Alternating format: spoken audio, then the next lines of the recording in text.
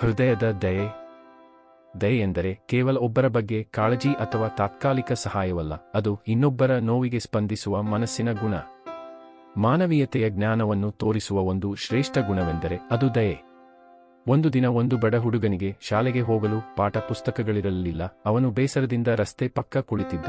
ಆ ಸಂದರ್ಭದಲ್ಲಿ ಪಕ್ಕದ ಹುಡುಗಿ ಅವನ ಜೊತೆ ಮಾತನಾಡಿ ಅವನ ಸ್ಥಿತಿಯನ್ನು ತಿಳಿದುಕೊಂಡಳು. ಅವಳು ತಾನು ಬಳಸಿದ ಪುರಾತನ ಪುಸ್ತಕಗಳನ್ನು ಅವನಿಗೆ ಕೊಟ್ಟಳು. ಅವಳ ಈ ಸಣ್ಣ ಸಹಾಯ ಹುಡುಗನ ಭವಿಷ್ಯವನ್ನು ಬೆಳಗಿಸಿತು.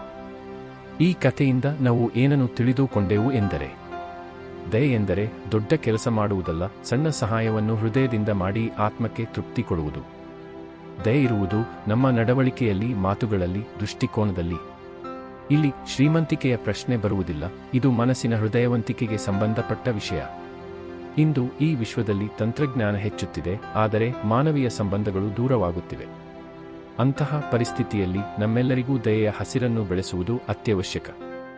ನಾವು ಹೆಚ್ಚು ಬುದ್ಧಿವಂತರಾಗಬೇಕೆಂದುಕೊಳ್ಳುವುದಕ್ಕೂ ಮುಂಚೆ ಹೆಚ್ಚು ದಯಾಳುಗಳಾಗೋಣ, ಹೃದಯ ವೈಶಾಲ್ಯತೆ ಉಳ್ಳವರೂ ಆಗೋಣ. ಇದು ನಮ್ಮನ್ನು ನಿಜವಾದ ಮನುಷ್ಯರೆಂದು ಪರಿಚಯಿಸುತ್ತದೆ. ಧನ್ಯವಾದಗಳು.